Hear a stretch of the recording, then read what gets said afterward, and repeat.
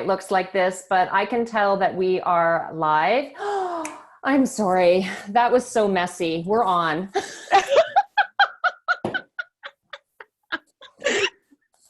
And that, my dear, is why you are the one that takes care of logistics, and I just do my hair and show up here. And I'm actually blushing. That was so bad. Okay, that is so awesome. And everyone, clunky is cool. So no worries there. And this is awesome. Welcome, everybody. This is Coffee with the Docs too, except we're actually having tea. Mine is now tepid. I'm sure Laura's is as well. I love when my technology doesn't work. What ends up happening is I start leaning into the camera. So you're like, yeah, I'm going to tell you right now, I am probably not going to rewatch this. Well, that is okay because we want this message to get out to everyone else. You don't need to rewatch it. Other people need to be watching it. So if you're watching live, welcome. Thank you for your patience. It's been like a little treasure hunt because at first we were on Well Fit and Fed page, then the Heather Denniston page, then over to Laura's and back to mine, and then now we're here. So hopefully you have found us. If you have not, I will tag you because I know of my people who were watching, and I'm sure Laura saw some of her people in the first 6 times we tried going forward with this one. But this is Coffee with the Docs. This is our 2nd episode, and we are coming to you every Monday during quarantine because we feel like there are some things that are going to be coming up for you that you might need a little arm around the shoulder to walk you through it. And that's what we're here for. We're going to be talking about all sorts of things. And most importantly, we would like to hear that whole workout of got me a little hot and bothered. Mostly, we would like you guys to share your questions, your concerns, your fears, what queries you have about what's happening, and how we can be preserving and even amplifying our health during this time. And so Laura and I, spent some time going back and forth this weekend about what it is that's coming up for not only ourselves, but for people. And so Laura came up with a great title, which I can't remember now, and the whole thing. What did we call this thing? Yeah, I don't remember, but I think I wrote it on the first 3 times we went live. It was 3 words and I loved it. And only you know, because we talked about you and I, and yesterday you texted me. Yesterday you texted me some great stuff about just this feeling of restlessness. And so I would love to start there. If you can share a little bit about kind of restlessness and what's coming up for you. And then perhaps some of our viewers and listeners can be throwing some questions down about that very same thing that might be happening in their lives. So do it. Well, I mean, I can't promise I'm going to say a single thing that I said when we had the discussion, but I will say I can only feel like I can speak to the things that feel most relevant to me right now. And, I got up and did my hair and, exceptionally clunky today because I feel out of sorts. And this is today I'm going Facebook Live, but I just want to be full on authentic and say, I've been dragging my butt around at a really slow pace and feeling exceptionally tender in my heart.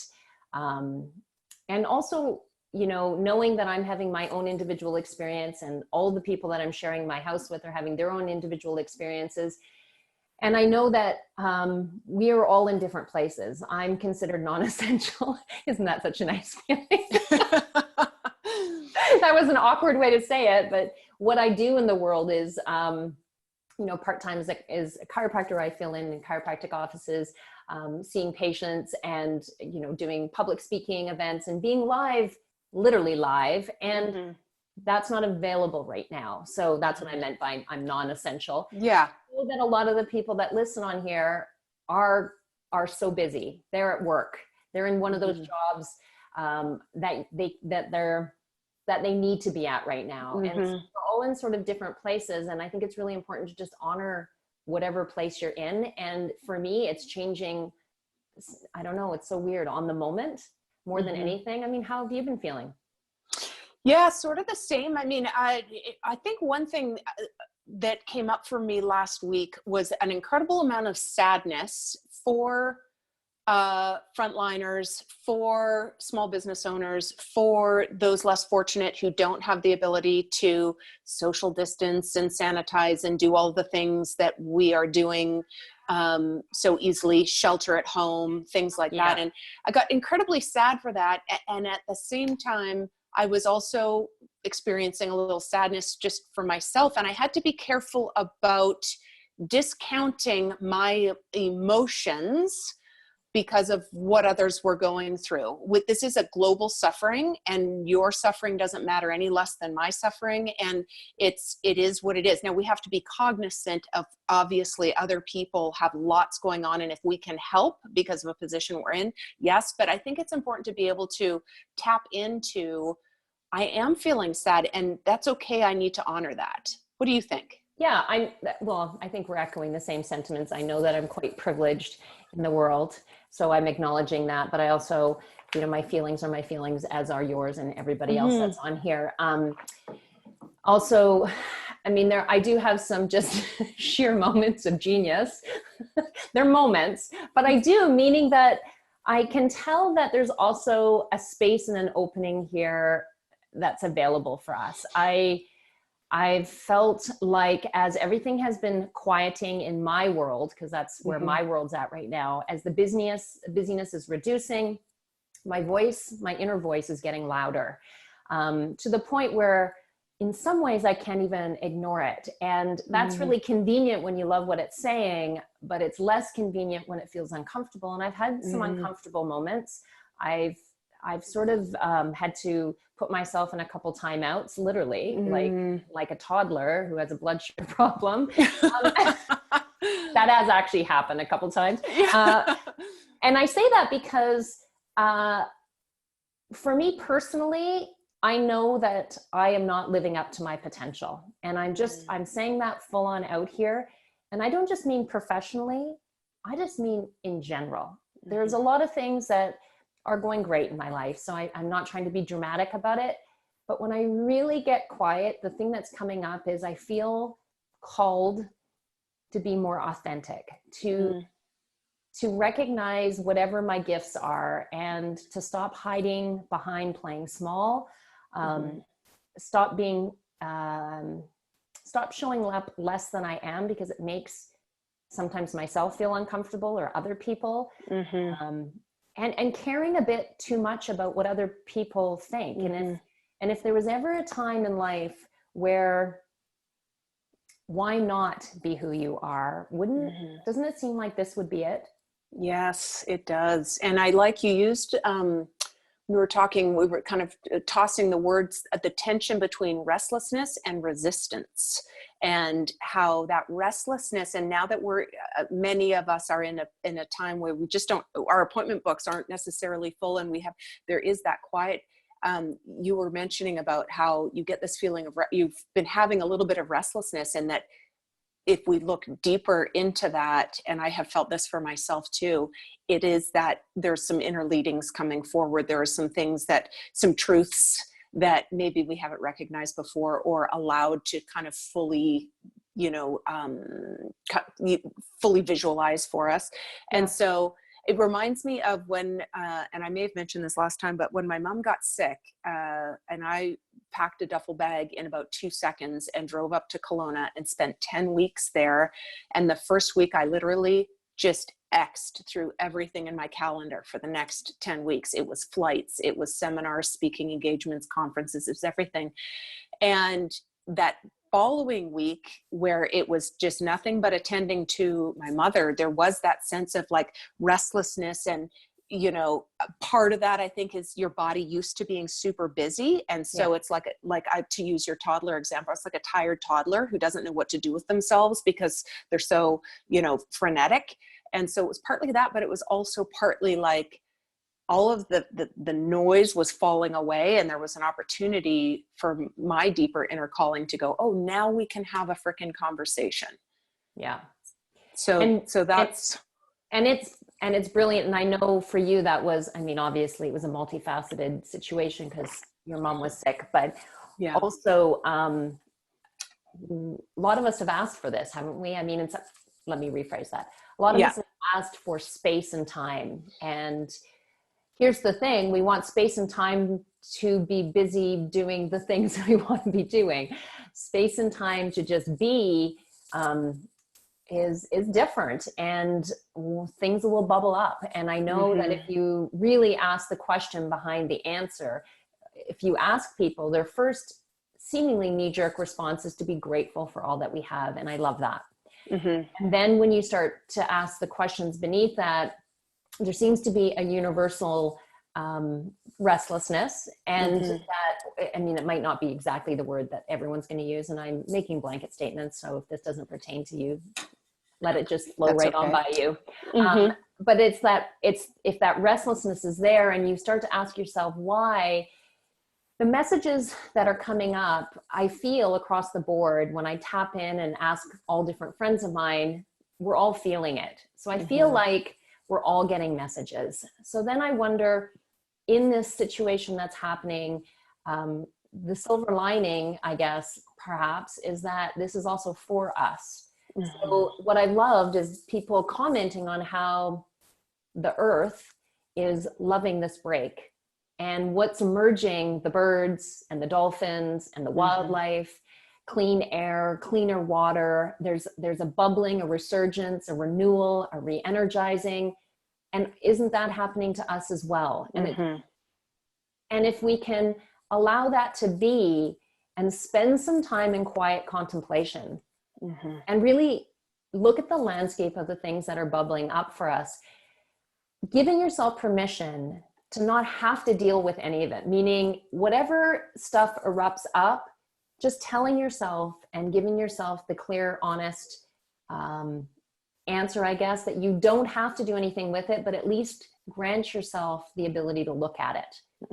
Because it's there for you. When it bubbles up, you don't have work, and you don't have grocery shopping. Well, you have grocery shopping, but not in the grand sense. You don't have all these things that we do to push things down. Because when things are uncomfortable, let's face it, I mean, we're holistic healthcare workers. We know our whole society is about suppressing anything that doesn't feel good. I mean, that's it, right? I mean, across the board. And so you might not have as many tools at your disposal right now. So instead, what I would say is be so kind and gentle to yourself. Like, just be soft with yourself. Give yourself the place to land, and just very gently and calmly and quietly and nurturing wise, be there for yourself. That's how I feel. I don't know. That's what I've been doing for myself. What about you?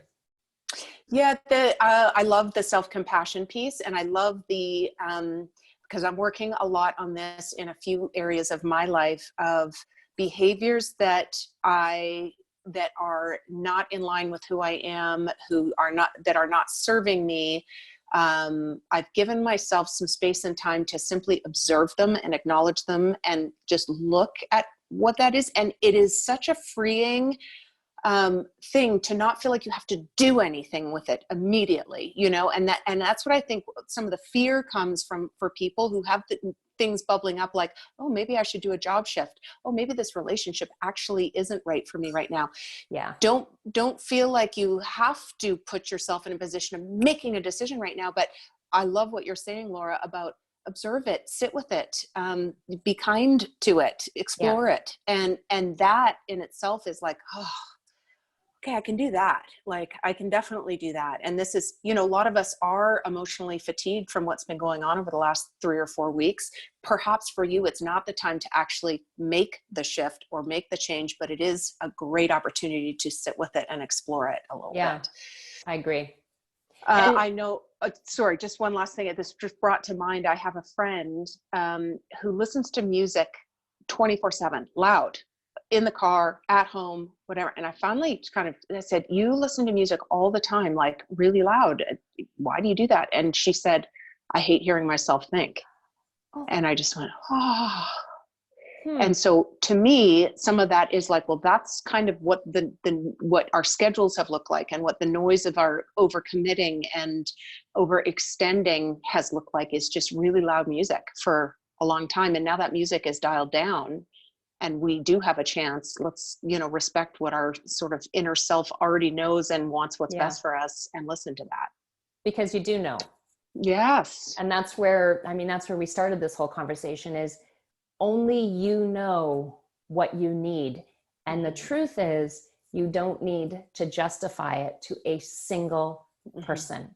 Mm-hmm. And can you be there for yourself the way you are there for so many other people? One of the best questions that I think I've heard asked out loud is, who do I need to be for myself in this situation, in this moment? Who do I need to be for myself? And I have to tell you, I think I've probably given you credit once or twice and then pretended it was my own. But when you said last week, Which is fine, because as you know, I've done the same. and I think you were quoting somebody else, so I don't even know who you originally were quoting. But the part where you said, if you've been juggling 24 balls and you drop them all, and this is, I hope this is what you said. Yes. But this is what I heard is, I mean, you don't have to collect them all back up. You Exactly. can take a moment and have the conscious choice of what you're going to scoop, reach down and scoop up. And I have told you, I mean, this has been really impactful for me, because having that visual, I'm like, everything that I thought was going really well in my life right now, because I've been in a transition, and I've been in a transition. And as I've gone through all this, I've taken on some new roles, and I've been kind of rushing around in the last few months. And I thought, okay, here's a great opportunity to just sit and go, all those balls that are sitting on the floor right now, because literally they all are. Yeah. Now I can look at it again. Is this it? Is this what I want? Is this how I want to play? Is this how I want to show up? Is this these relationships I want to have? Or these the work engagements I want to have? Or this is how I want to treat myself? Is this how I want to show up? I love it. And I think we referenced this last time. I was just talking to my niece about this. She's 18. She is just graduating high school. She's chosen not to go to college. She was in the process of starting looks like I'm losing battery. Are you still there? There. Yeah. You're all going to walk with me while I go plug in. We're a mess today. We are. She's in the process of she started at some network marketing company. She's doing great at it. Something went sideways with it, so now she literally has a blank canvas. She's not going to school. She's graduated high school. She got laid off her job because of everything that's going on. She no longer has this small business, and I love the attitude she has. It's like, this is just a completely clean canvas. How exciting that I get to just go, okay, what brushstroke do I want to put on there first? And I think this is one of those opportunities for us. Nobody wants a sort of a virus to take over the planet, obviously, but we can look at it as an opportunity and a chance for us to pivot into directions we may not have given ourselves space to prior to this. Well, we've talked about this. We tell ourselves stories all the time about what's available to us, what you can do, what you can't do, those kinds of things, like all the time. We have these crazy rules where I don't even know where we come up with them. And then we live our lives as if these rules are actual things, and they limit at every turn, typically making us play smaller than we really are. And my favorite question around that is it true? Because, we have a reason why we can't say yes to something, or we need to say no to something, or we can't show up in the way that we want to show up. And if you would have never imagined the situation that we're in right now, if 2 months ago you said, this is going to happen and it's going to shut down all this, and basically the world's going to kind of come to a grinding halt in many ways, and you won't be doing all these things that you fill your day with, for most of us, then what? You'd be like, what are you talking about? Like, that could never happen. So if we're in this situation, ask yourself, if there was a significant decision for you to make in your life right now, what would it be? Yeah. I mean, what would it be? Because I can tell you, I've been doing a little grieving, and I realize, and you've done a talk on identity before. You did, I think you did Junk You Should Know show on identity, and it really resonated with me. Maybe we can post that later. Yeah. If I'm speaking about whatever it was, sure. I know you know what I'm talking about. But I realized that I am still living off some old identities, and I don't want to do that anymore. So that means that I need to start to disentangle that from who I am. Let me ask you, Hev, what feels new to you? What feels fresh? What's Yeah, I think, you and I, it's funny you mentioned that whole like, if we had sat everybody down in November and said, here's what's going to happen. In January, you're all going to be on lockdown for 6 weeks, 8 weeks. You can't leave your house. You can only go to the grocery store. Even when it happened in China, when Brent and I came back from Thailand, it had already started, and the China government was already locking down. I'm like that could ever happen here, just from a semantics and logistics standpoint. And of course it is happening. And so I'm faced again with, I remember putting together a presentation about the fact that in 1997, my dad was diagnosed with an inoperable brain tumor, and he died 6 months later.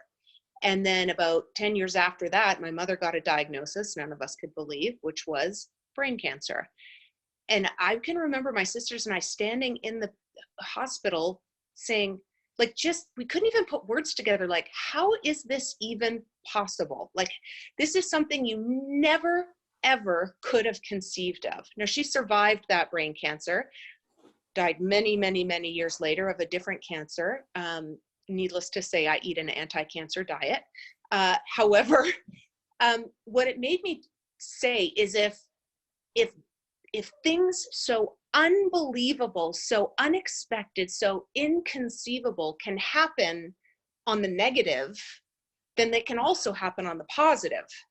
And so then it helped me blow the walls off the box of my thinking in regard to what I was capable of, what opportunities lay in front of me and what they didn't. And so to circle back to answer your question, a shift started happening in me in November about what direction I wanted my business to go and what experiences and adventures I wanted to have for myself personally.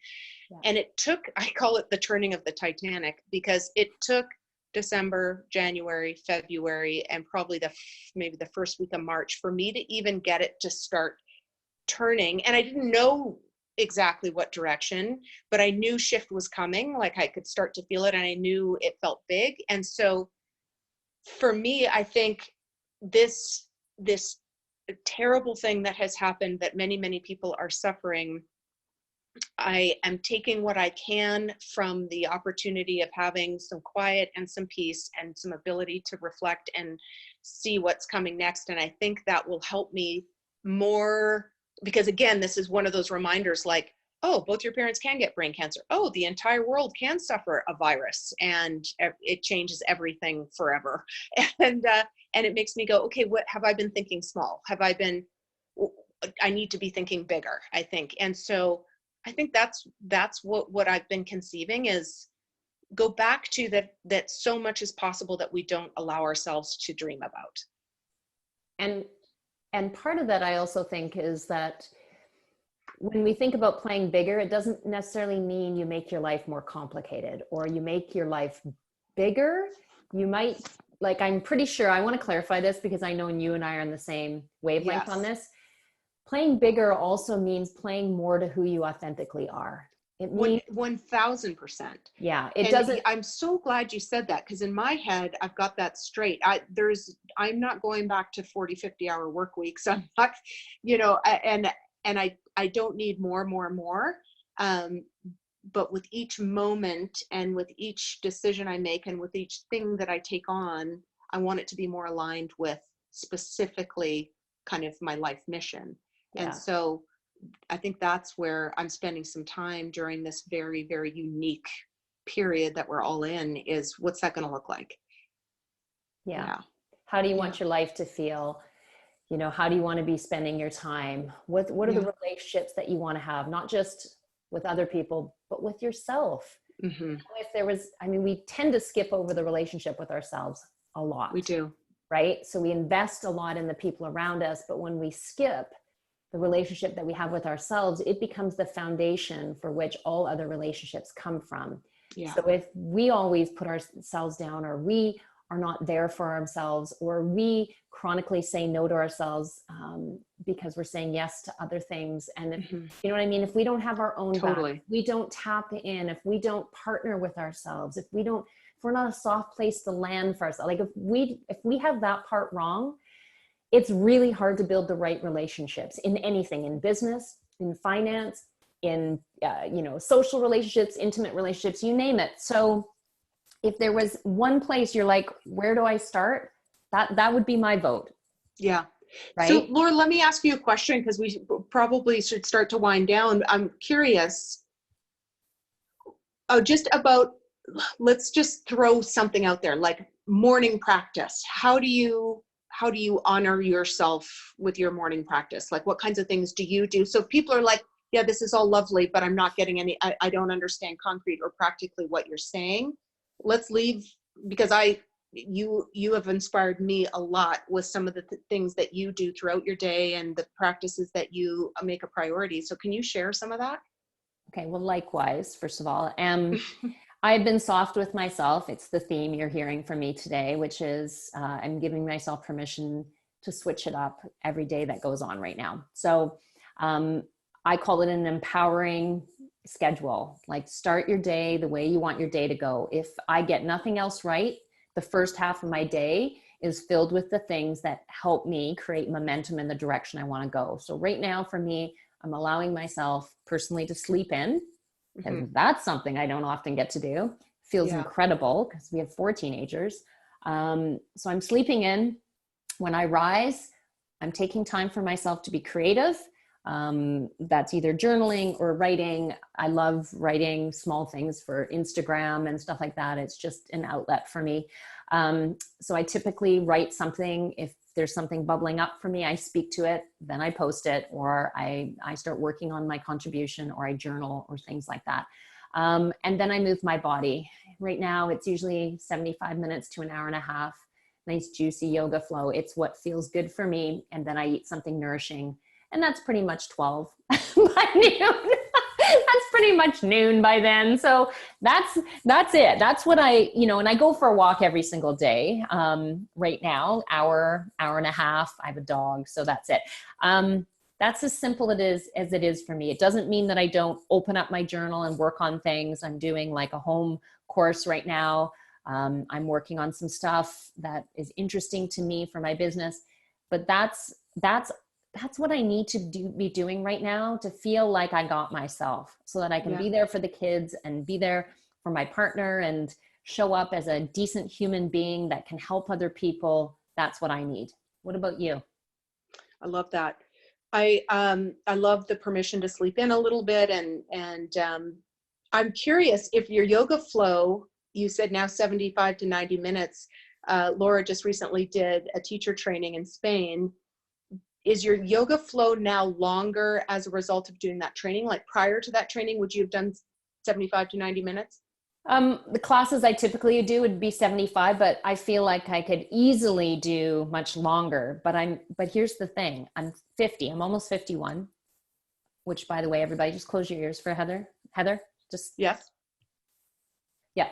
Heather's turning 50 next Monday. What? Nothing. Just don't worry about it. Yeah, but now it's like I like a nice juicy long warm up and a nice nurturing cool down, and then I like to have a strong flow. So my 50 almost 1-year-old body wants that to. Yes. I don't rush into it anymore, so that's why it's like that. Well, I think too, it's like, if you look at your retirement accounts, between 40 and 60, you're shoving away as much as you can in there. And so, I think of what you do as an investment in your inner elder. And so, I love that you demonstrate for people, like, that's an investment in who you want to be, and maintaining flexibility, and who you want to be as we continue to age. And I think that's great. But to answer your question, I'm not trying to evade your question. Okay. It's recently shifted for me, partly quarantine and partly I think it's partly because of some of the other shifts that I'm having from a business perspective. But I actually am the opposite. I tend to sleep in to 7:38, and I've been choosing to get up a little earlier because there's been some morning things that seem to be working better at a sort of 6:30, 7 o'clock time period. So I've been starting with a little hot lemon water and then a hot bath. Some of you know, some of you don't. I have some chronic conditions, some joint pain and stuff, and this has been an addition for me that has been 100% being self-compassionate and not throwing my physicality into the day, ignoring how uncomfortable I am first thing in the morning. And so I say, nope, you first. 20 minutes in the bath, and it's a whole game changer for me now. It's new. I don't know why I haven't done that before, but it's made a huge difference. And then I have started journaling. I have not been a good journaler. I'm a good sort of documenter of my day and list writer, but I've started really journaling, and that's been fantastic. Amazing. And then, yeah, if I need to move my body in some way in the first few hours of the day, doesn't have to be long, 15, 20-minute walk. I usually do a workout later in the day, but that makes a huge difference. And then I do a lot, like I kind of work probably till 2, and then 2 to 5 is a time that I just need to be doing other things, errands, working out, whatever it is. So my work is scattered throughout. It's like I work split shifts. I think you're probably the same. Yeah. I do, work midday for 4 hours, work in the evening for 3 or 4 hours. And that's, so my morning routine has definitely shifted. Oh, and I started doing Headspace meditation app in the bathtub, and it's working great for me. So it's finding what works for you. Yeah. So Finding what works for you, and a lot of times we mentor other people, so we try on what works for them. And then sometimes we get frustrated when it doesn't work for us. yeah, Because we think it's us. There's an issue with us, instead of saying that just doesn't work for me, and then trying the next thing, right? Like the 5 a.m. club and those kinds of things. People say like, I try over and over, and I'm like, please stop trying, because it's working for you. Who cares if you do it at 5 o'clock? I mean, I appreciate that you're disciplined to want to try it, but I think 33 times in, if it's not working for you, like it's agreed. Be the 7 o'clock club, I think that's a powerful lesson for us today is, this is an opportunity to be starting some new habits, trying on some new things. And if you try something you give it a really good concerted effort and it's just not resonating with you, release. There's other ways to do it. So I think that's great. Okay. Awesome. We should probably go. I mean, how long have we been? I know. We should probably go. Guys, we're going to be here next week though, next Monday at 11:30 PST and 2:30 EST. 2:30. And we'll figure out where we're going to be. We're going to do some tech behind the scenes work between now and next Monday, so it's a little smoother. Yes, we are. I promise. And you'll know exactly where we are and how we're showing up. Chances are we're probably going to do it via Zoom, because it's probably one of the easier ways to do it.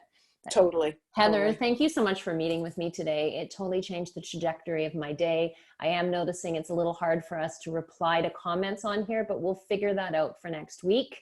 Mostly because I'm staring at the Zoom screen and not at the Facebook page, which is where the comments are. But we'll figure ourselves out, and we'll regroup for next week. And we'll get in there right after the show and answer all the comments, so keep them coming. All right. Great. Thanks, Heather. Mwah. See you next week. Sounds good.